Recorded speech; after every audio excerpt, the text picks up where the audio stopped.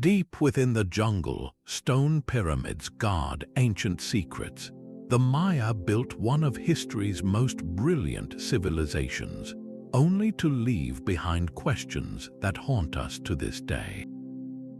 By the end of this journey, you will know the 25 greatest mysteries that experts still cannot solve. Why did they abandon their magnificent cities to the vines?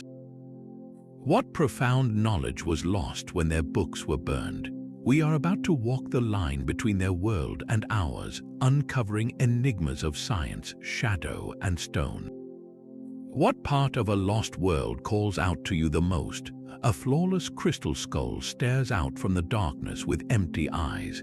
This is perhaps the most famous artifact ever linked to the Maya, the legendary Mitchell Hedges skull, discovered in the 1920s by an adventurer's daughter. She claimed she found it beneath a collapsed altar in a lost city in Belize. The skull, carved from a single block of pure quartz crystal, is so perfect that its jawbone moves, and it seems to defy the logic of its own creation. Legends quickly grew around it. Some said it could project holographic images of past and future events. Others whispered that when the 13 original skulls were reunited, they would reveal profound secrets about humanity's purpose. For decades, these stories were accepted as part of the mysterious Mayan legacy, a physical key to their otherworldly knowledge. Then science stepped in. In the early 21st century, researchers examined the skull with powerful electron microscopes. They found minute markings that could only have been made by high-speed rotary tools and polishing compounds invented in the 19th century.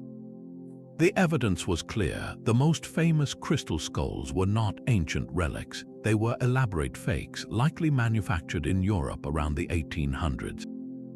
This revelation should have ended the mystery, but instead it created a new one just as compelling. If they were fakes, who possessed the incredible skill to create them?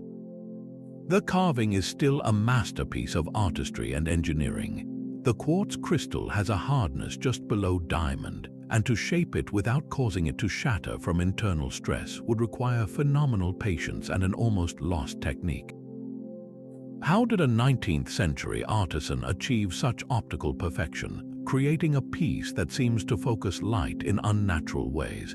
This leads to the final, stubborn question. Why does the myth of the Mayan crystal skulls persist with such power? The answer lies in a deep human need. The true enigma is not the skull itself, but the void it filled. When the ancient Maya cities were rediscovered, enveloped by the jungle, they presented a civilization of staggering intellect and unexplained decline. The crystal skull became a perfect symbol for that loss.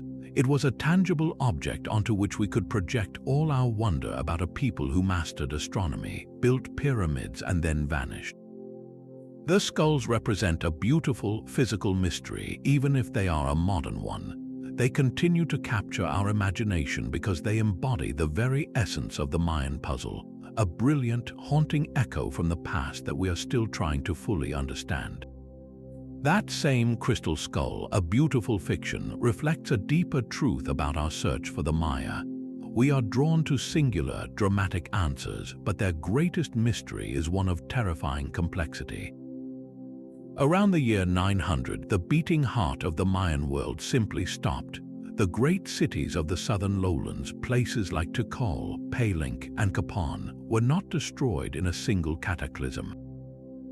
They were abandoned slowly and deliberately to the jungle. Imagine the silence that followed. The grand plazas where thousands once gathered fell quiet. The towering pyramids, once coated in bright red stucco, were left for the trees to reclaim. This was not an invasion. It was a departure, and we are left to wonder what could cause a civilization to walk away from its own masterpiece. The first and most compelling suspect is the sky itself. Sediment cores taken from nearby lakes paint a grim picture of the final century. They reveal layers of gypsum, a mineral that accumulates when lakes evaporate under relentless heat. The data suggests a series of profound, multi-decade megadroughts gripped the region. For a society utterly dependent on seasonal rains to fill their reservoirs and grow their maize, this was a death sentence. The priests, the masters of celestial prediction, would have watched the heavens day after day, month after month, pleading for clouds that never came. But was drought the only executioner? The stone monuments tell another, more violent story. As the crisis deepened, the writing on the stelae changes. The boasts of kings capturing rivals for ritual sacrifice become more frequent and more desperate. Warfare was not just a ceremonial affair anymore. It appears to have become total, a brutal struggle for dwindling resources. The very alliances and trade routes that connected these city-states and made them strong may have shattered, turning neighbors into enemies. The social contract between the divine king and his people was breaking. If the king could no longer bring the rain, what was his power worth? This leads to a third possibility, a more subtle unraveling. Perhaps the Maya were victims of their own spectacular success. Their cities grew vast, their populations swelling to perhaps tens of thousands in a single urban center.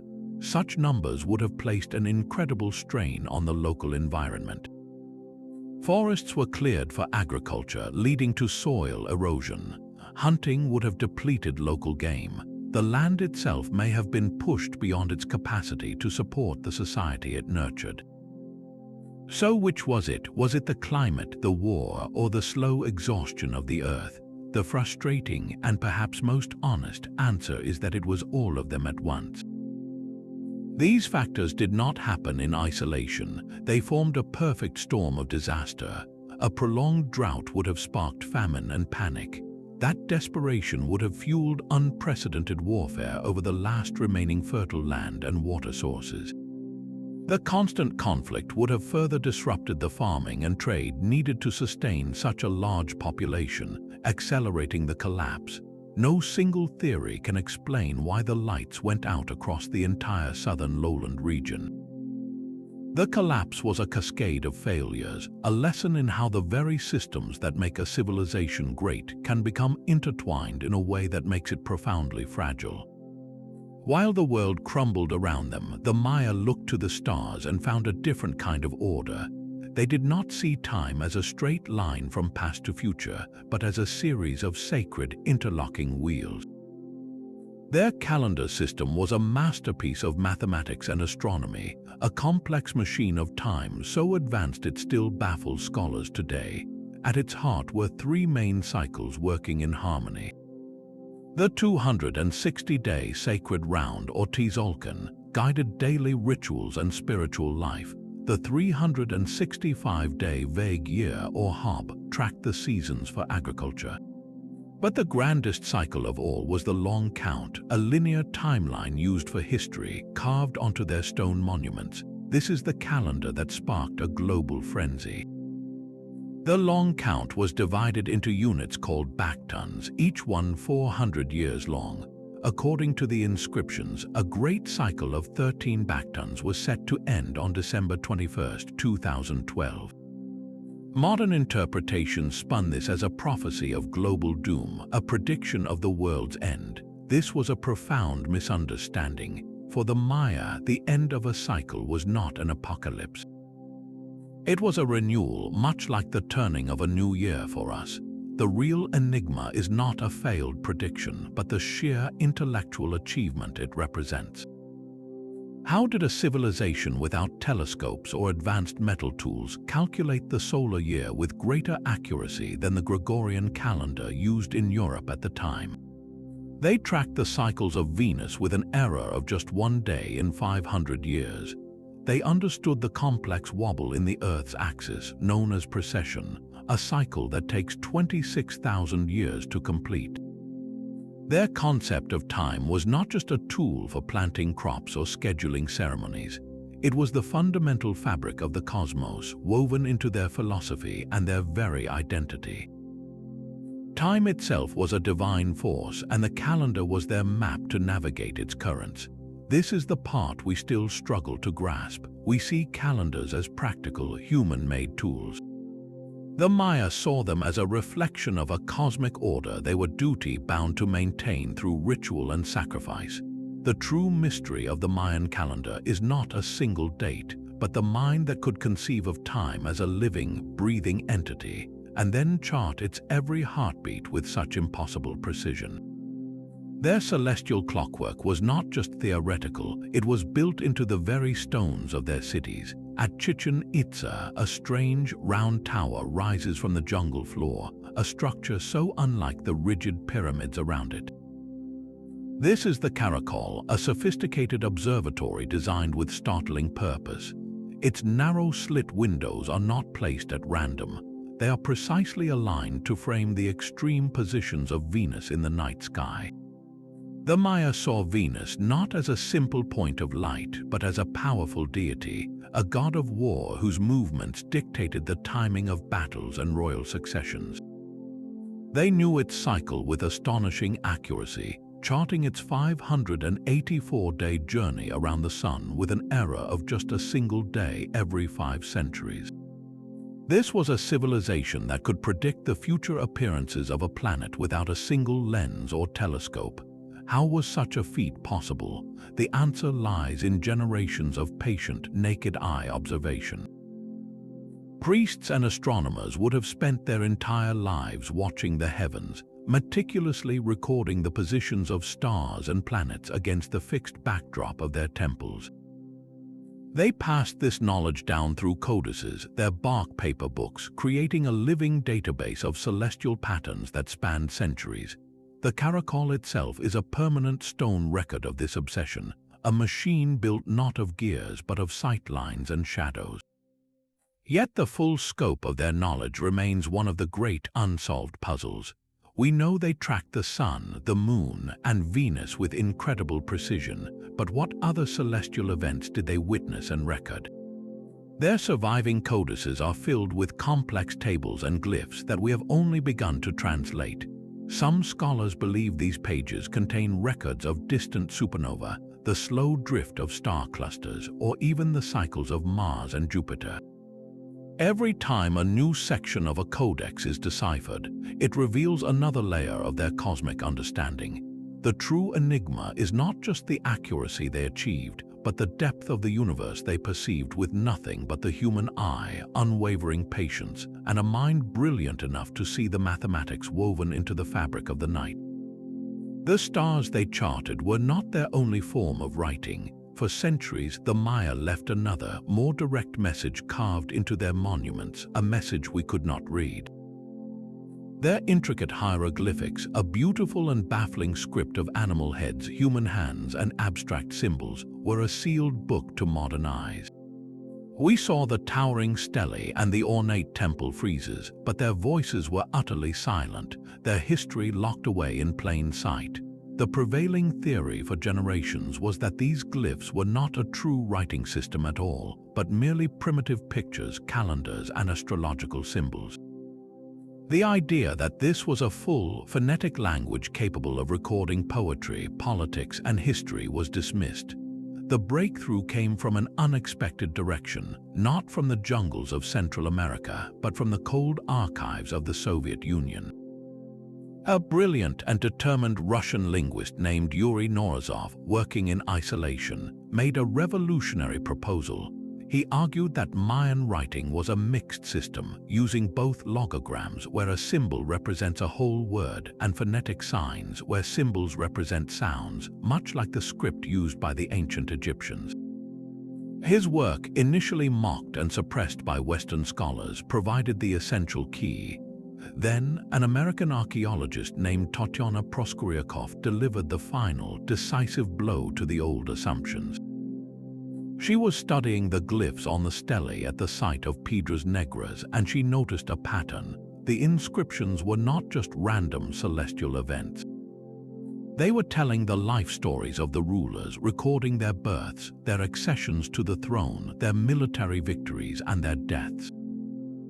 In one stunning revelation, she turned the silent stones into biographies. The Maya suddenly had names, histories, and dynasties. We could finally hear their kings speak. Yet the enigma is far from over. While we can now read a great majority of the glyphs, significant portions remain stubbornly opaque. Certain complex glyphs, especially those relating to abstract concepts, rituals, or specific plants and animals, still defy translation. The three surviving pre-Columbian codices, the Dresden, Madrid, and Paris codices, are our most precious windows into their intellectual world, filled with astronomical tables, ritual almanacs, and detailed depictions of gods.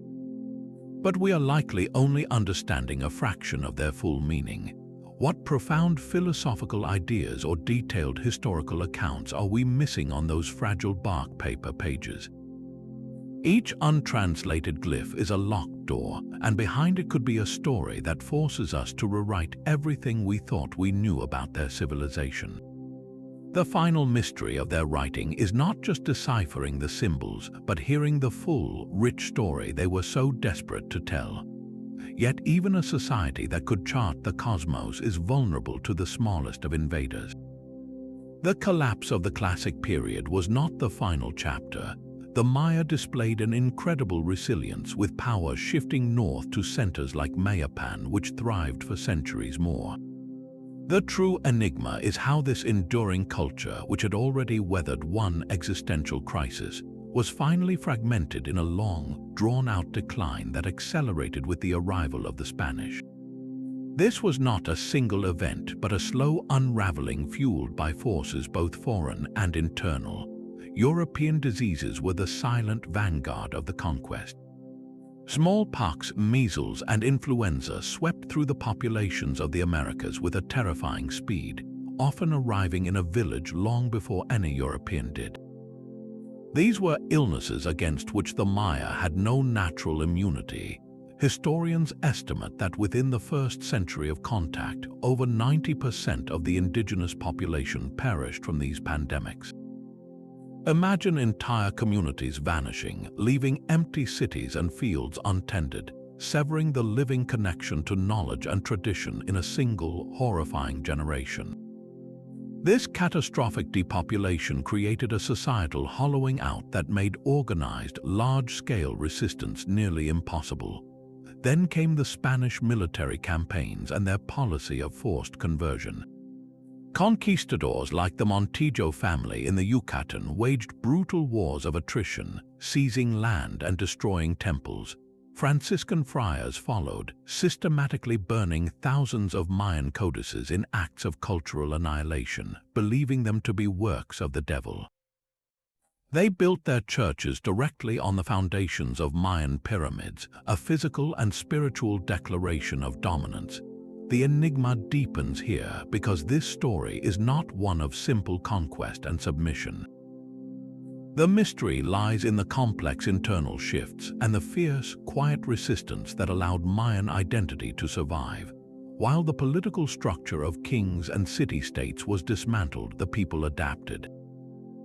They blended their old gods with Catholic saints in a process known as syncretism, worshipping figures like the talking cross that became a symbol of rebellion. They retreated into remote villages and dense jungles, places where Spanish control was weak, and there they preserved their languages, their agricultural practices, and their core worldview. Why did some communities manage to hold on so tenaciously while others were assimilated? The answer may lie in the very nature of Mayan society, which was always more a collection of independent states than a single empire. This lack of a centralized power, which had once made them vulnerable to the classic collapse, now became a source of strength. There was no single capital to capture, no lone emperor to overthrow. Resistance was local, persistent, and deeply rooted in the land itself. The greatest unsolved question of this long decline is how to measure the balance between what was lost and what was saved. We know of the grand cities abandoned and the books burned, but we may never fully know the depth of the philosophical and scientific knowledge that evaporated with the last elder who remembered the old ways. The enigma is not just one of defeat, but of incredible endurance, a testament to a culture that refused to be entirely erased. Even as their political power faded, the Maya left behind a color that refuses to disappear. On the walls of temples and on the ceramics buried for over 1,000 years, you can still see it, a brilliant, vibrant turquoise blue that seems to hold a piece of the sky. This is Maya blue, a pigment so durable it has defied centuries of jungle humidity, torrential rain, and the corrosive bite of strong acids. Modern chemists have thrown everything they have at it, from nitric acid to powerful solvents, and the color simply will not fade. It is perhaps the most resilient paint ever created in the ancient world. How did they achieve such a feat? The basic ingredients are deceptively simple. We know it was made from two primary components, the indigo plant, which provides the blue dye, and a rare clay known as palygorskite. The mystery is not in the ingredients themselves, but in the magical transformation that occurred when they were combined. Scientists believe the Maya had a specific, and likely sacred, process of heating the mixture to a very precise temperature. This heat would open up the crystalline structure of the clay, allowing the indigo molecules to slip inside these microscopic tunnels. As the mixture cooled, the clay structure would close, trapping the blue color permanently within its mineral cage. This created a hybrid organic-inorganic pigment, a kind of stone-encased color that was virtually impervious to the elements. Yet, when modern laboratories follow this exact recipe, something is always missing. Their recreated Maya blue is good, but it is not perfect. It lacks the same supernatural resilience, the same defiant brilliance. This leads to the haunting question: what was the secret step? Was it a specific, sustained temperature achieved in a special type of kiln or ritual fire that we have not yet identified? Could there have been a third, unknown ingredient, perhaps a botanical extract or a minute amount of another mineral that acted as a binding catalyst? Or does the secret lie not in the chemistry alone, but in the ceremony surrounding its creation? Perhaps the process was a spiritual one, where the act of making the pigment was as important as the physical ingredients themselves, a ritual performed by priests at a specific time of the year that we can no longer comprehend. The true enigma of Maya blue is this lost moment of alchemy, a fusion of technical knowledge and cultural practice so complete that its product continues to shine, silently challenging us to rediscover a secret that was once common knowledge. That same vibrant blue often adorned objects of a much more perplexing nature. Deep within royal tombs and sacred offering caches, archaeologists have uncovered some of the most bizarre and beautiful artifacts of the ancient world: eccentric flints. These are not simple tools or weapons. They are large, intricately chipped pieces of stone, shaped with impossible skill into swirling, skeletal forms, fearsome gods, and complex abstract patterns. The craftsmanship is so fine, so deliberately non-utilitarian, that it defies easy explanation. Why would a culture pour such incredible effort into shaping a piece of stone that could not be used for cutting, hunting, or farming? The most common theory is that they were symbols of supreme power, perhaps scepters held by kings during important ceremonies. Their discovery in the tombs of rulers suggests they were objects of immense importance, items meant to accompany the king into the afterlife as a mark of his divine status. The intricate, often swirling designs might represent the ceaseless movement of the wind, the twisting path of a serpent, or the fundamental forces of the cosmos that the king claimed to command. Another, more visceral theory points to their role in bloodletting rituals. The Maya believed that royal blood was a powerful offering to the gods, a sacred substance that could nourish the universe and maintain the cosmic order. The long, thin, and sharply pointed eccentric flints could have been used in these ceremonies, not for combat, but for the precise act of ritual self-sacrifice. A king or queen would use the sharp point to pierce their own tongue, ear, or genitals, spilling blood onto paper that was then burned, with the smoke carrying their offering to the gods. In this light, the flint is not just a symbol but an active tool of communion. Yet another idea suggests these flints were physical representations of celestial beings or ancestral spirits. Their complex, almost otherworldly shapes could be portraits of gods from the Mayan pantheon, frozen in stone. Imagine a priest holding one of these objects aloft during a ceremony, the flickering firelight making the carved figure seem to dance and come alive, a god made manifest in the world of men. The true enigma is that all of these theories could be correct simultaneously. A single eccentric flint could be a scepter of office, a bloodletting tool, and a divine image all at once. The meaning was likely layered, understood in its full complexity only by the priests and rulers who wielded them. The frustrating beauty of these objects is that they give no written clue. They are silent masterpieces of lithic art, their specific stories and sacred functions lost to time, leaving us only with their stunning, mysterious forms. From the silent artistry of stone tools, we turn to a city that may be made entirely of stone, a place that has never been found. Colonial-era texts speak in whispers of a legendary metropolis known only as the place of the white stone. Some called it Akahul. It was described as a city of immense size and power, a final, hidden bastion of the old ways that retreated deep into the jungle as the Spanish advanced. For centuries, this was treated as pure mythology, a comforting folktale of a kingdom that could not be conquered. But what if the legend is a memory? The search for this mythical city has driven explorers for generations, sending them into some of the most remote and inhospitable stretches of the Guatemalan and Mexican rainforest. They were looking for a needle in a green haystack, an impossible task. Then, technology gave us new eyes. Modern archaeologists now use LiDAR, a revolutionary laser mapping technology that can see through the dense jungle canopy to reveal the shape of the land beneath. It has already uncovered thousands of previously unknown structures, proving that the Mayan world was far more populous and interconnected than we ever dreamed.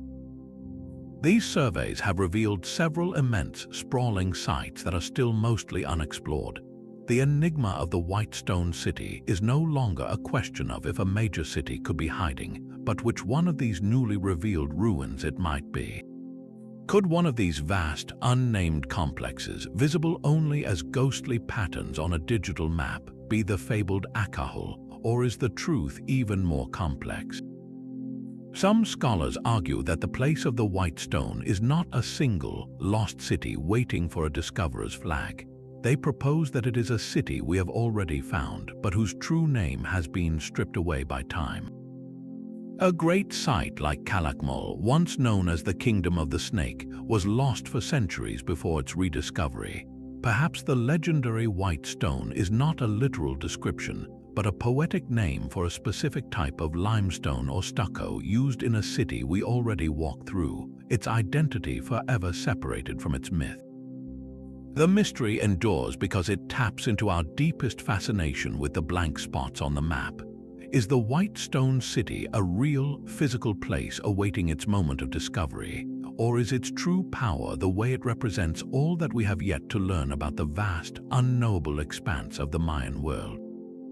These stone giants carry the weight of the sky on their shoulders. At the ruins of Chichen Itza and the distant city of Cholula, powerful figures carved from solid stone stand in eternal vigilance. They are often called Atlantean figures, for they appear to be holding up massive altar stones or temple platforms upon their bent backs and bowed heads. Their posture is one of immense strain and profound purpose, but the question that has echoed for over a century is simple and profound. Who are they? The most immediate interpretation is that they are elite warriors. Their attire suggests this strongly. They wear elaborate headdresses, intricate breastplates, and often carry a short sword in one hand and a bundle of throwing darts in the other. This is the regalia of a Toltec warrior, and their presence at Chichen Itza is a glaring clue to one of the great historical puzzles of the region. The art and architecture of Chichen Itza show a dramatic shift, blending classic Mayan styles with clear influences from central Mexico, specifically from the Toltec capital of Cholula, located hundreds of miles away. Did Toltec invaders conquer the city? Did a powerful Toltec lord marry into the Mayan royal line? or did the Maya simply adopt the powerful symbols of a neighboring culture they admired?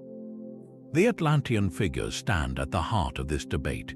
If they are Toltec warriors, their position holding up the most sacred spaces of the city could symbolize the new Toltec-backed ruling class literally supporting the state. But another theory suggests these figures are not invaders at all. Perhaps they represent deified ancestors. In this view, the figures are not captives or slaves bearing a burden, but revered forefathers who continue to uphold the world of their descendants from the spiritual realm. Their strained posture is not one of punishment but of eternal devotion, a sacred duty to maintain the cosmic order. The altar they hold is not a physical weight but the very heavens themselves. Then there is the possibility they are gods. The Maya had a complex pantheon, and one of the most important was the Bakab, a group of 4 brother gods who were tasked with holding up the 4 corners of the sky to prevent it from crashing down to earth. These Atlantean figures, often found in groups, could be physical representations of the Bakabs, their superhuman effort forever captured in stone.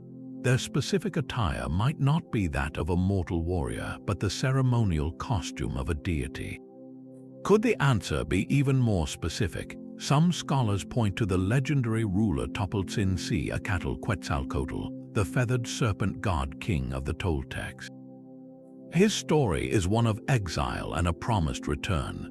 If these figures depict him or his followers, their presence at Chichen Itza could be a powerful political statement, legitimizing a new dynasty by connecting it to a semi-mythical hero from a distant land. The mystery of their identity is a locked box, and their posture and clothing are the only keys. Every detail, from the style of their ear spools to the patterns on their sandals, is a piece of a fragmented historical record. They are a silent testament to a period of profound cultural fusion, a time when Maya and Toltec worlds collided to create something new, leaving behind these powerful stone men to guard the secret of their own names. Lying in eternal repose before the grand temples, the Chakmul statues present a figure of unsettling calm. These are not the rigid, standing warriors of the Atlantean figures, but reclining men, propped on their elbows with their heads turned sharply to the side, holding a shallow stone bowl or plate upon their stomachs. Their posture is both relaxed and ritualistic, a paradox carved in stone. The most widely accepted theory is as dramatic as it is grim. These figures served as altars for sacrificial offerings, and many believe the bowl was designed to hold nothing less than a human heart, freshly torn from a victim as an offering to the gods. The setting supports this. At Chichen Itza, a Chakmul sits directly at the entrance to the great temple of the warriors, a placement that suggests it was the final, terrifying station in a sacred ceremony. Blood, whether from a heart or from ritual bloodletting, would have been a potent offering, a life force given to sustain the cosmos. Yet this explanation, while powerful, only scratches the surface of a deeper mystery. Where did the Chakmul come from? Its earliest known examples are not in the Maya heartland, but hundreds of miles to the west at the Toltec capital of Chala.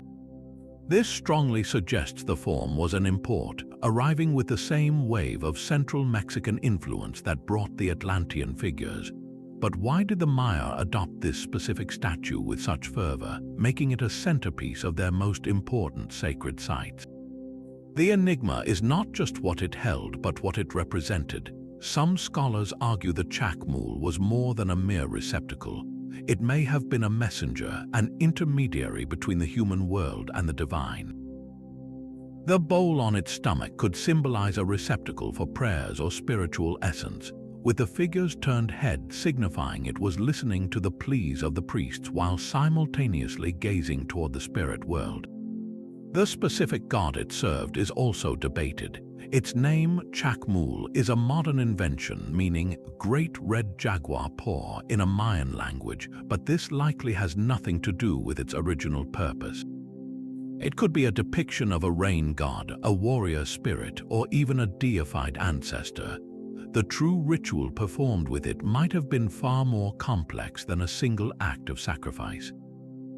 Perhaps the bowl held burning incense whose smoke carried offerings to the sky, or maybe it was filled with precious jewels, orbs of jade, or even sacred water collected from caves seen as portals to the underworld.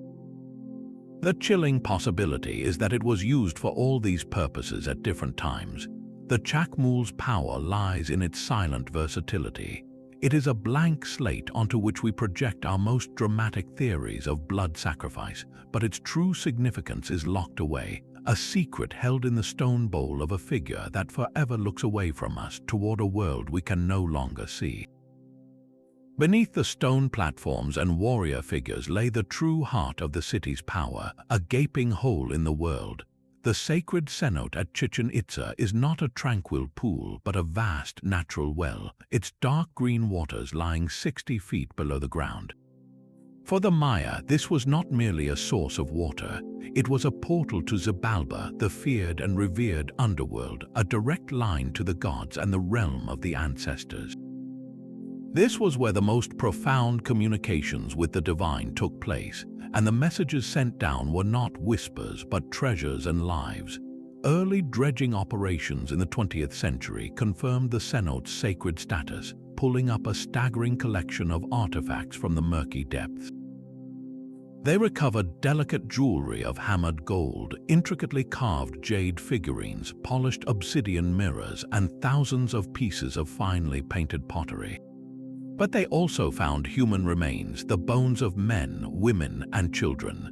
This grim discovery forces us to confront one of the most difficult questions in Mayan archaeology. Were these individuals victims of a brutal society or willing participants in the ultimate act of devotion? The answer is likely as complex as the culture itself. Some may have been prisoners of war, their lives offered as the ultimate tribute. But historical accounts and artistic depictions suggest that others could have been volunteers, believing that to be chosen as an offering to the gods was a sacred honor, a direct passage to the other side that would bring blessings upon their entire community. The primary recipient of these desperate prayers was almost certainly Chok, the long-nosed god of rain, lightning, and life-giving water. In a land perpetually balanced on the edge of drought, his favor meant the difference between feast and famine. The offerings thrown into the cenote were a direct plea. The jade, shimmering like water, was a gift of immense value. The gold, reflecting the sun, was a piece of the sky itself. And a human life was the most powerful currency of all, a sacrifice meant to nourish the gods and compel Chok to open the skies. Yet the full scale of these rituals remains an enigma. Modern explorations have only scratched the surface of the cenote's silt-filled bottom. The water is deep, the visibility is near zero, and the sediment has preserved artifacts in layers we have not yet reached. What other priceless objects lie in the darkness? Could there be codices, books of bark paper sealed in waterproof jars, holding lost knowledge that the Spanish friars never had a chance to burn? Or perhaps the regalia of forgotten kings, cast into the abyss at a moment of supreme crisis. Each artifact pulled from the water is a single word from a much longer conversation between a civilization and its gods, a conversation we are only just beginning to overhear. While the sacred cenote swallowed offerings to appease the gods, another kind of offering was being meticulously painted onto the pages of a book. Surviving against all odds, the Dresden Codex is one of only 4 pre-Columbian Mayan books known to exist today. It is a breathtaking artifact, a single long sheet of fig bark paper, folded into 78 pages and covered in a brilliant, complex script. This is not a history of kings, but a manual for priests, a working document filled with the celestial mathematics needed to run a civilization. Its pages contain incredibly detailed astronomical tables, tracking the movements of Venus and Mars with stunning accuracy. It holds almanacs for agriculture, guiding the planting of maize, and it details the rituals necessary to appease the gods of rain and wind. Yet for all we can read, the Codex is filled with stubborn mysteries. The precise meaning of some of its most complex charts remains just beyond our grasp. We see the numbers and the glyphs, but the full context of the predictions they make is elusive. Were these tables used to schedule specific ceremonies tied to the appearance of a planet, or did they serve a deeper, more philosophical purpose? The identity of the scribes who created this masterpiece is another profound enigma. Were they anonymous priests, or were they members of a royal family, recording knowledge passed down through generations? The codex itself gives no signature. Perhaps the greatest unsolved puzzle lies in its potential as a predictive tool. Some scholars believe certain sections of the Dresden Codex are not just records of past events, but almanacs for weather patterns and celestial phenomena. There are tables that seem to correlate the cycles of Venus with the coming of the rainy season. Could the Maya have used this book to forecast droughts or anticipate particularly potent hurricane seasons? If so, we have not yet learned to read its warnings correctly. The book is a locked vault of practical and sacred knowledge, and we are still fumbling for the right combination to open it completely. The complex calculations in the Dresden Codex hint at a deep, inherited knowledge, but where did this intellectual tradition begin? The origins of the Maya are themselves a foundational enigma, buried in the sweltering lowlands of Central America long before the first pyramids were ever conceived.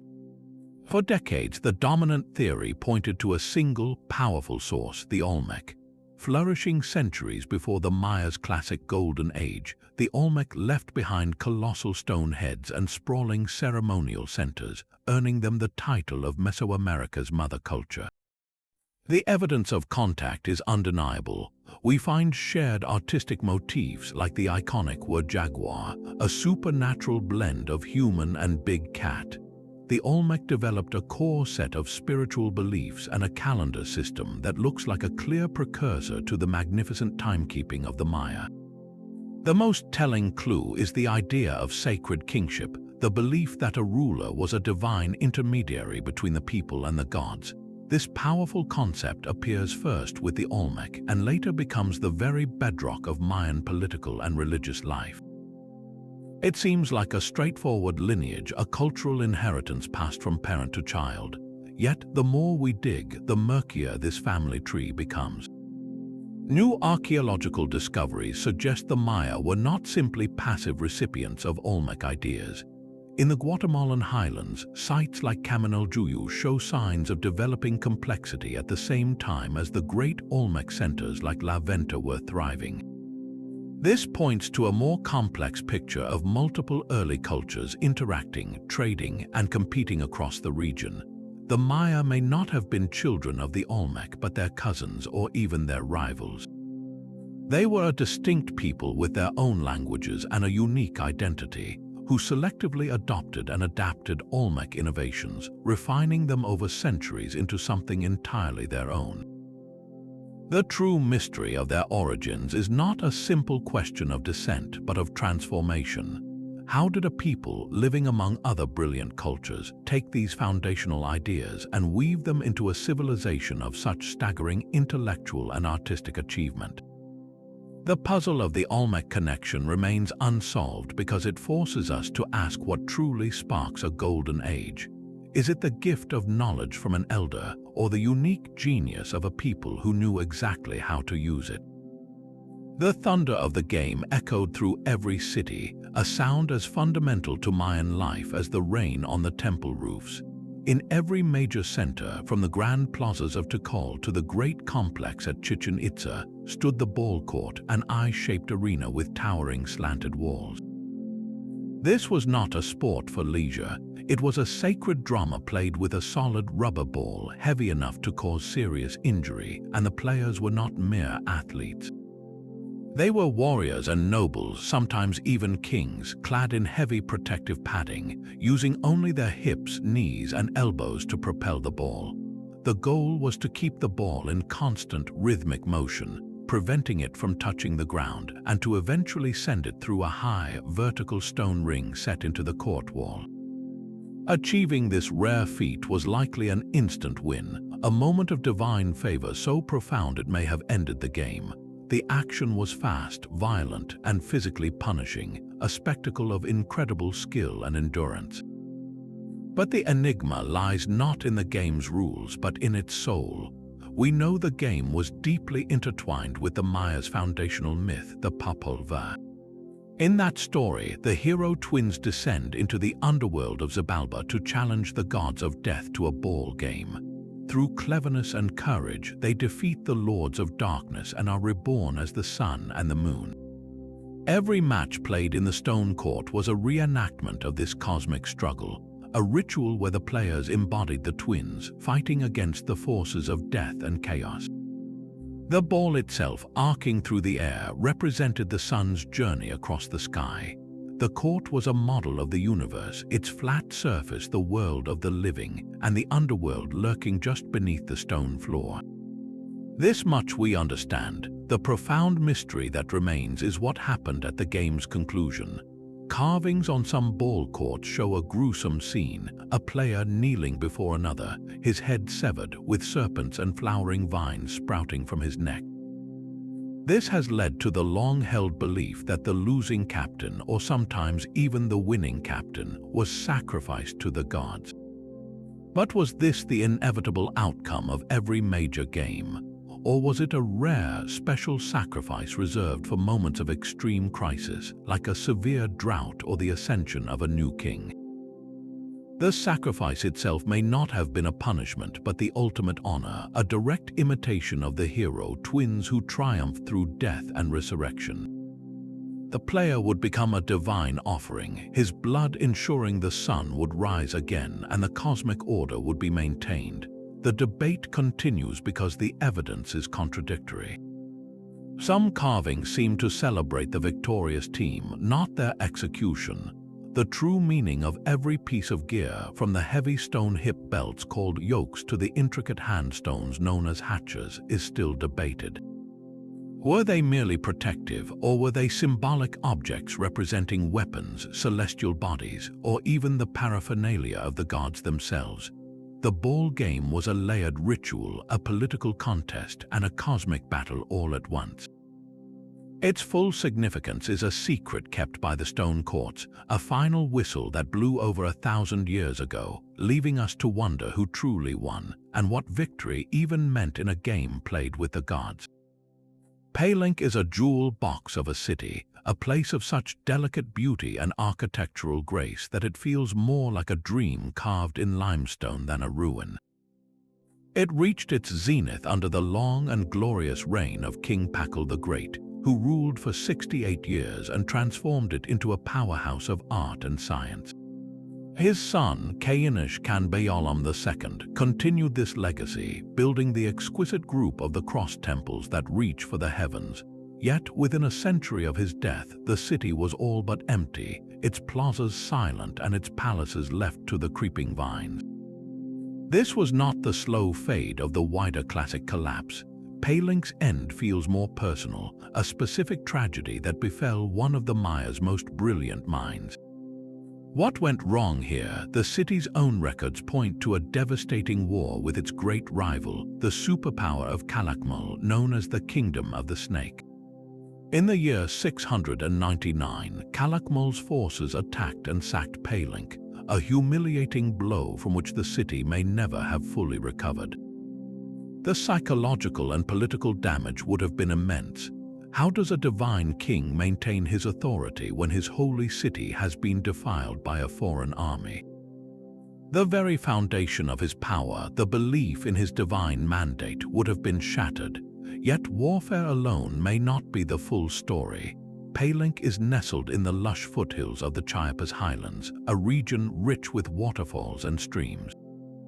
It seems an unlikely place for a drought, but the city's very location, while beautiful, may have held a hidden vulnerability.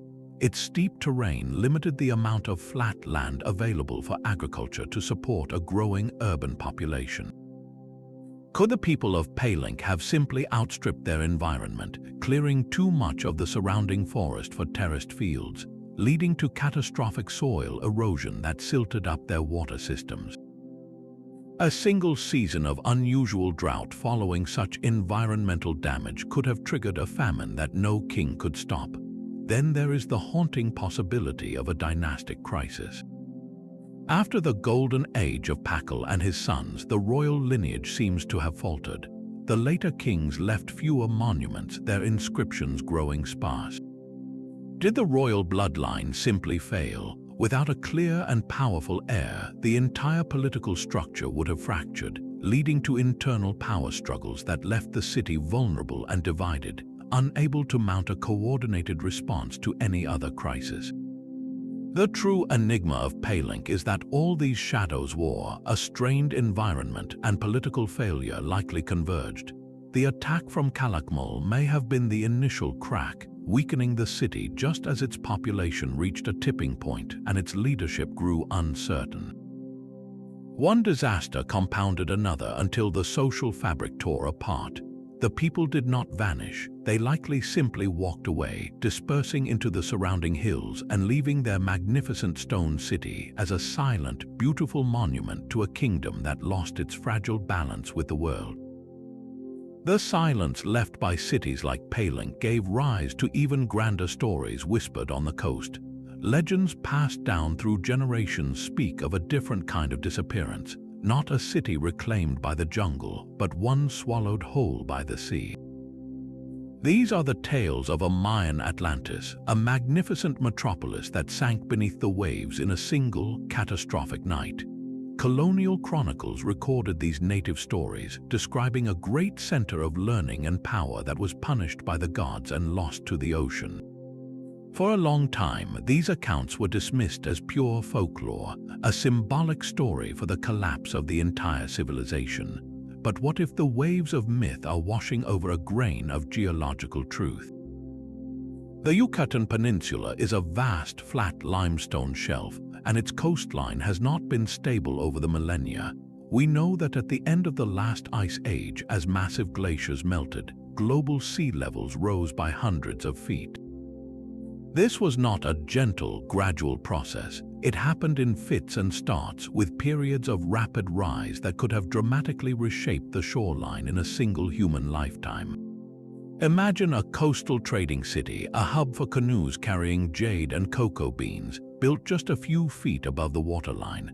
A sudden surge in sea level, perhaps combined with a powerful storm, could have flooded its plazas and temples, forcing a panicked evacuation. The survivors would have carried the terrifying memory of watching their world vanish into the water, a story that would be told and retold for centuries until it became the legend we hear today. The enigma is a tantalizing puzzle of memory and earth. Did a specific, now submerged city inspire these myths, or are the stories a conflation of many smaller losses, a poetic metaphor for the feeling of a golden age slipping away, as irreversible as the rising tide? Modern technology is now probing these coastal waters, using sonar and underwater archaeology to search for the physical proof of these sunken stories. Finding even one foundational post from a drowned city would transform a beautiful myth into a historical tragedy, revealing that the Maya's greatest loss may not be in the jungle, but beneath the quiet green sea. Fire was the weapon that severed our direct line to the Mayan mind. In July of 1562, in the town of Mani in the Yucatan, the Franciscan friar Diego de Landa orchestrated a massive auto-da-fe, a ceremonial burning meant to purge pagan beliefs. He gathered every Mayan book, every codex he could find, and set them ablaze in a single, catastrophic bonfire.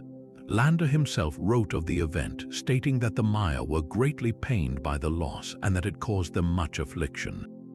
He believed he was destroying works of the devil, but in reality, he was incinerating an entire world's written memory. The scale of this destruction is almost impossible to comprehend. Historians estimate that thousands of these precious bark paper books, folded like accordions and coated with a fine layer of lime plaster for writing, were turned to ash in similar acts across the region. Only 3, and possibly a 4th, pre-Columbian codices are known to have survived this cultural holocaust, smuggled out to Europe where they were preserved almost by accident in museum collections. We call them the Dresden, Madrid, and Paris codices, named for the cities where they eventually came to rest. Each is a breathtaking survivor, but they are mere fragments of a vast and vanished library. The haunting enigma is not just that the books were burned, but what was inside them. What monumental histories of kings and queens, what epic poems rivaling the Popol Vuh were lost forever in those flames. We know from the inscriptions on stone that the Maya recorded far more than just royal genealogies and calendar dates. Their books contain detailed records of trade, treaties, and territorial disputes. They held genealogies of noble families stretching back for centuries. They included maps of the stars we can no longer see and medicinal knowledge of jungle plants whose uses are now forgotten. Think of the scientific observations that vanished. The Dresden Codex alone proves they tracked planetary cycles for hundreds of years. How many other codices contained weather patterns, records of volcanic eruptions, or astronomical events like supernova that lit up their ancient sky? Their mythology was likely as rich and complex as that of the Greeks or the Norse, a sprawling tapestry of gods, heroes, and creation stories, of which we have only recovered a few threads. Every page that burned represented a door closing. The loss is an intellectual black hole, a silence where there should be a chorus of voices. The great, unanswerable question is this: what single piece of knowledge from those thousands of burned books would most fundamentally change our understanding of who the Maya truly were? We are left with the ghost of a library and the profound, unsettling quiet that followed the fire. While flames consumed their books, their greatest works of engineering were already being reclaimed by the earth. Beneath the grand plazas and towering pyramids of cities like Tikal lay another hidden city, a labyrinthine network of water management so advanced it rivals modern municipal systems. In a land of brutal seasonal droughts, the Maya did not just pray for rain, they conquered it. They transformed their urban centers into vast, intricate machines for capturing, storing, and distributing every precious drop. At Tikal, the heart of a powerful kingdom, they constructed massive reservoirs lined with waterproof clay, capable of holding millions of gallons of water, enough to sustain tens of thousands of people through the long, dry months. They built dams to control seasonal streams and dug miles of canals to channel water from paved plazas directly into these storage tanks. This was not mere survival, it was hydrological genius. The central engineering enigma is how they achieved such precision without metal tools, the wheel, or modern mathematics. How did they calculate the exact slopes needed for their canals to ensure a consistent flow? How did they determine the immense volume their reservoirs could hold, and how did they seal them so effectively that some still hold water today? Even more perplexing is the question of water quality. Stagnant water in a tropical climate is a breeding ground for disease and algae. Evidence suggests the Maya developed sophisticated methods to maintain purity. They used settling tanks where water would slow down and allow sediment to fall to the bottom before entering the main reservoir. They may have employed aquatic plants like water lilies, which are not only symbolic in their art but are natural filters, absorbing impurities and inhibiting algae growth. Some reservoirs were even positioned to receive filtered water that had first percolated through the limestone bedrock, a natural purification process they understood and harnessed. This brilliant system, however, may have contained the seeds of its own destruction. The great mystery is whether this very engineering triumph ultimately contributed to the collapse. During the megadroughts that struck at the end of the Classic period, the demand for water would have pushed these systems to their absolute limits. A prolonged drought would have steadily lowered the water level in the reservoirs, concentrating pollutants and toxins. Could a cascade of waterborne diseases have swept through the weakened, thirsty populations? Or did the social contract shatter when the reservoirs, the ultimate symbol of the king's power to provide, finally ran dry? The silent, empty reservoirs of Tikal are a haunting monument to this puzzle. They represent a civilization that solved one of its greatest challenges with breathtaking skill, only to face a crisis so profound that even their greatest engineering could not save them. Deep within the temple of the inscriptions at Palenque, a single, massive stone slab sealed the tomb of King Pakal. The lid of his sarcophagus is a masterpiece of intricate carving, a dense and complex image that has ignited one of the most persistent and controversial mysteries of the ancient world. In the 1960s, a popular author looked at this carving and saw something no archaeologist had, a figure seated inside what he described as a rocket ship, complete with controls, flames, and an exhaust plume. The ancient astronaut theory was born, suggesting Pakal was an extraterrestrial traveler or an astronaut being launched into the stars. This interpretation captured the public imagination, but it crumbles under the weight of actual Mayan scholarship. The mainstream and well-supported interpretation is far more profound, and in many ways even more wondrous. The scene depicts Pakal at the moment of his death, not ascending into space, but descending into the watery underworld of Xibalba. He is reclining on the sun shield, symbolizing his journey into the sunset of life, and he is positioned at the base of the world tree, the sacred Waka-chan. This tree, represented as a cross, is not a machine. It is the axis of the universe connecting the heavens, the earth, and the dark realm below. A massive celestial bird, a deity of the upper world, perches at its zenith. The true and lasting enigma is not a spaceship, but the incredible density of specific, layered symbolism that we can only partially decipher. Who are the specific gods or ancestors depicted in the small figures surrounding the king? Are the strange, stylized shapes at the bottom representations of the monstrous lords of Xibalba, or are they symbols of the primordial sea from which all life emerged? Every element, from the beads on the king's necklace to the specific type of fruit on the world tree, holds a meaning that was once crystal clear to the people of Palenque. We can read the general story, the king's triumphant journey through death and his eventual rebirth as a divine being, but we have lost the subtleties of the script.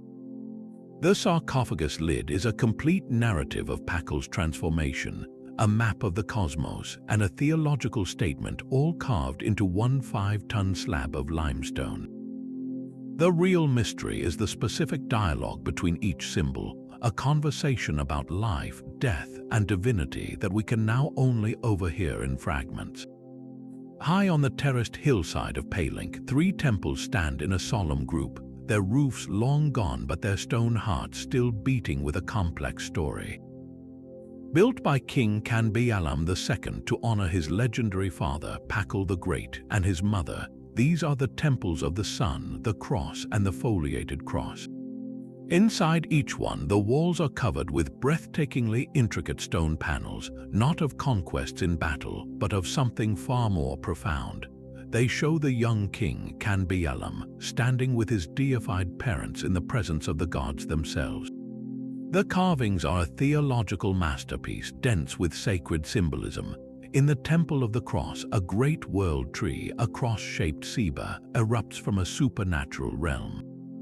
The Temple of the Sun depicts a shield adorned with a war god, gripped by 2 deities in a scene of cosmic conflict.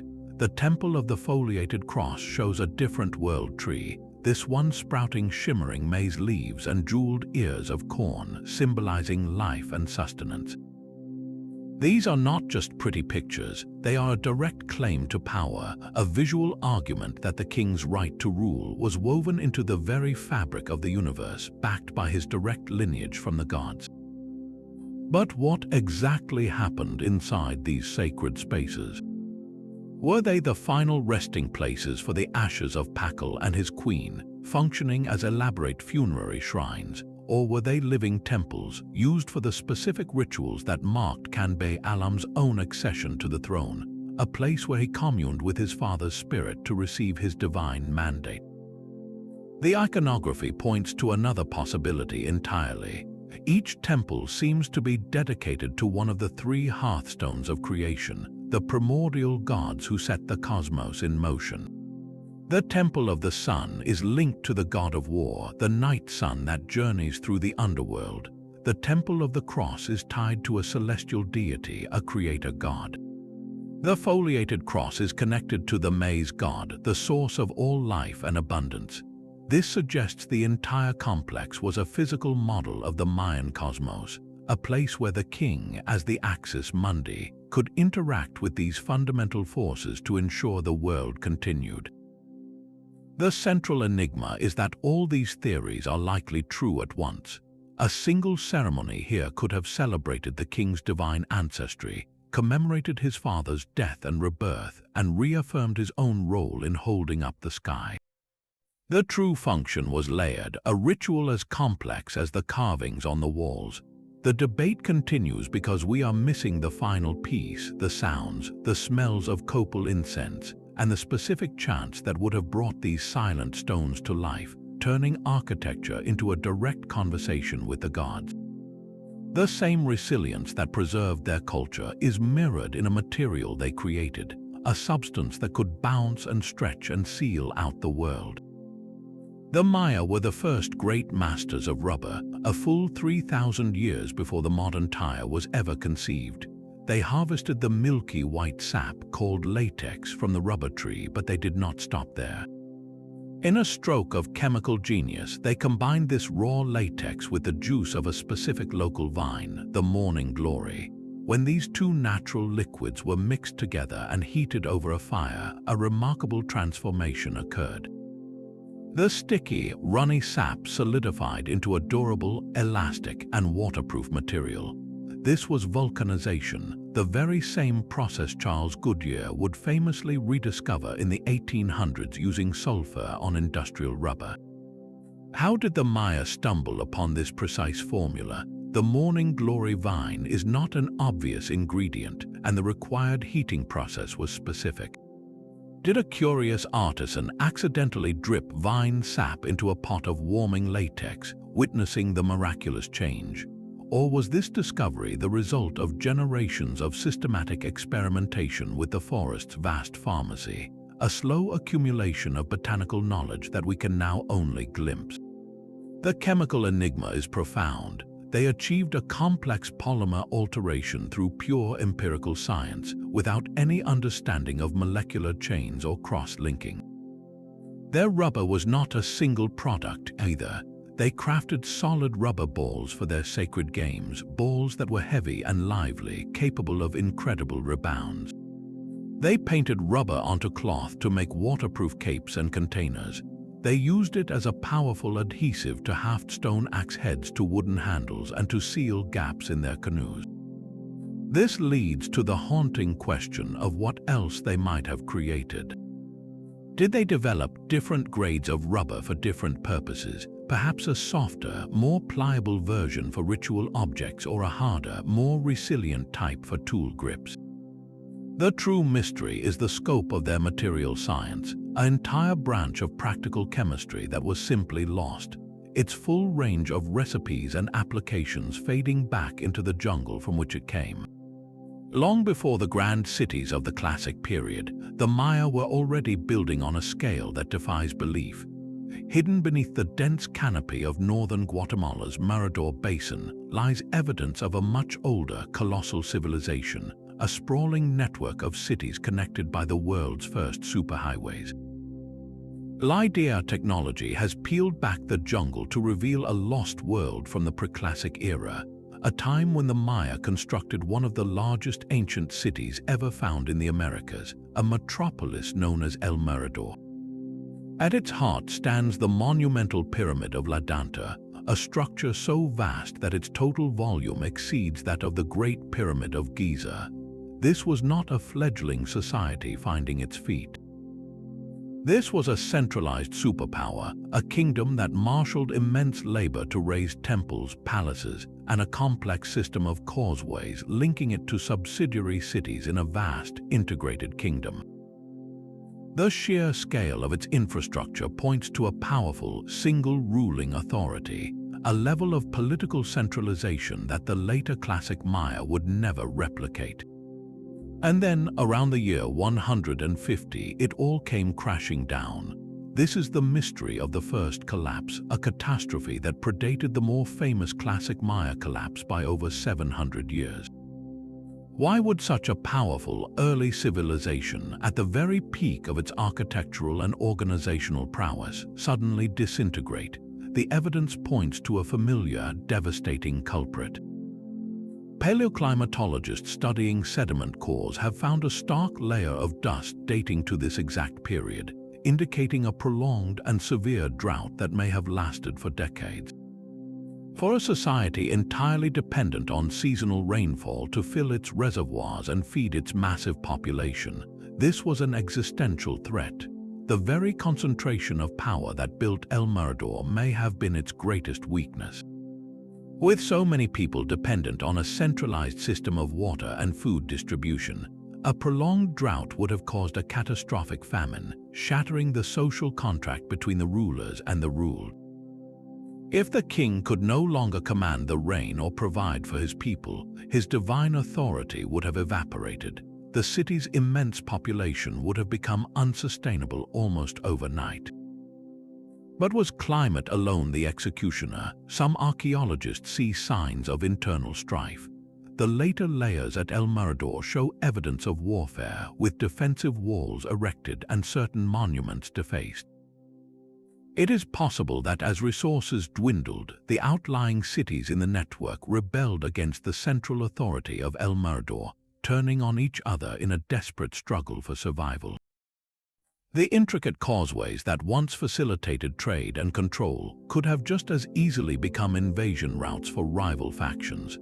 The collapse of this preclassic behemoth created a profound historical lesson that echoes throughout the rest of Mayan history. The survivors of this first collapse, the ancestors of the classic Maya, seem to have learned a stark political lesson. Never again would they concentrate so much power in a single, vulnerable capital. The classic period that followed was defined by a decentralized model of rival city-states like Tikal, Calakmul, and Palenque, locked in a dynamic balance of power. This system of multiple competing centers was more resilient, more adaptable to regional shifts in climate and fortune. It was this very political fragmentation that allowed the classic Maya to flourish for centuries, but it also made them vulnerable to the different kind of cascade failure that would end their own era. The haunting legacy of El Mirador is that it represents a road not taken, a lost model of Mayan civilization that collapsed so completely it became a warning. Its ruins a silent lesson in the fragility of absolute power written across the jungle floor. Bloodshed was a sacred duty, but it was also a brutal, practical tool of statecraft. For too long, the Maya were seen as a peaceful people whose wars were little more than choreographed raids to secure prisoners for sacrifice. The stones themselves tell a different, far more violent story. This was a world of shifting alliances, bitter vendettas, and wars of annihilation that could erase a city from the map. The greatest conflict of the classic era was a Cold War that turned hot, a generations-long struggle between two superpowers, Tikal and Calakmul, known as the Kingdom of the Snake. Their rivalry split the Mayan world in two, with networks of vassal cities forced to choose a side. The war was not for mere captives, it was for control of the most valuable trade routes, the richest agricultural lands, and the absolute loyalty of the kingdoms caught between them. In the year 562, Calakmul and its allies launched a devastating attack on Tikal. They defeated Tikal's king, likely sacrificed him, and erected a monument celebrating their victory. For over a century, Tikal lay broken, its royal dynasty in exile, its monuments silent. This was no ritual skirmish, it was a calculated political act designed to cripple a rival for generations. The strategic enigma lies in understanding the ultimate goal. Was the aim to simply humble a competitor, or was it to fully absorb its territory and people? Inscriptions from the late classic period show a disturbing shift in language. kings began to boast not just of taking captives, but of axing or burning entire cities. At the site of Dos Pilas, we see evidence of targeted destruction, where the stone monuments of a defeated dynasty were systematically smashed and scattered. This is the hallmark of total war, an effort to erase the enemy's history and legitimacy, to conquer them so completely that they could never rise again. The tactics were sophisticated and ruthless. Armies, likely consisting of both elite warriors and conscripted farmers, would march along raised causeways, striking deep into enemy territory. They would target the very heart of a city's power, its water supply. Capturing or contaminating a reservoir could force a surrender faster than any siege tower. The scale of these conflicts remains a point of fierce debate. How many soldiers could a city like Tikal field? Were these battles involving thousands or just a few hundred elite combatants? The goal was likely a complex mix of all these factors. A successful campaign provided a king with sacrificial victims to validate his divine right to rule in a very public ceremony. But it also secured his economic future, seizing control of quarries of fine limestone, sources of obsidian for razor-sharp blades, and prime cacao-growing land. The captured nobility would be sacrificed, but the conquered commoners would be integrated as a new labor force, strengthening the victor's kingdom. The true nature of Mayan warfare is a puzzle of motivation. It was a sacred act to please the gods, a political tool to build an empire, and an economic necessity for survival, all woven together into a single, terrible enterprise. This was not mindless savagery. It was a brutal, calculated, and deeply spiritual system of conflict that ultimately contributed to the fragility of their world, turning neighbor against neighbor until the entire system tore itself apart. The echoes of war and collapse did not mean the Maya were gone. Far from the conquered coasts of the Yucatan, a final flicker of independence burned for nearly 200 years after the first Spanish ships arrived. This last redoubt was a small island city in the heart of the Guatemalan rainforest, Nojpatén, the capital of the Itza Maya, set like a jewel in Lake Patén Itza. While other kingdoms fell, the Itza, protected by water and distance, maintained their sovereignty, their rulers still bearing the ancient title of Kan-ek. Their existence was a living, breathing secret, a stubborn refusal to surrender the old world. The poignant enigma is not that they fell, but how they managed to survive for so long and what finally broke their will. Their final ruler, the last Kan-ek, was a master of a desperate strategy, diplomacy, and delay.